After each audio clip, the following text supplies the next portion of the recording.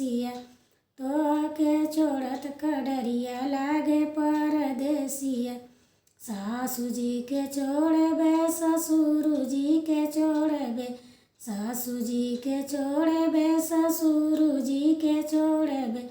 तोहके छोड़त कड़रिया लागे परदेसिया। तोहके छोड़त कड़रिया लागे परदेसिया। हाथवा गुलेले मुँह के पान परदेसिया। हाथवा गुलेल मुँह के पान परदेसिया। भसुर जी के छोड़बे गोतीन जी के छोड़बे, भसुर जी के छोड़बे गोतीन जी के छोड़बे। तोहके छोड़त कड़रिया लागे परदेसिया। तोहके छोड़त कड़रिया लागे परदेसिया।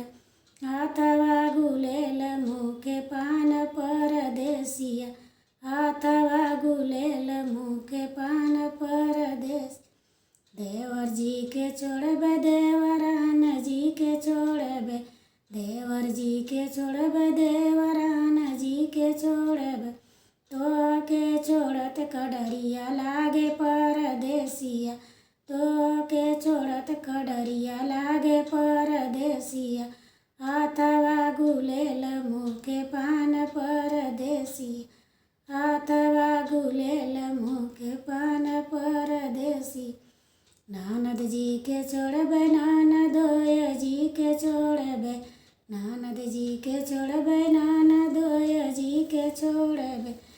तोहके छोड़त डरिया लागे परदेसिया। तोहके छोड़त कड़रिया लागे परदेसिया।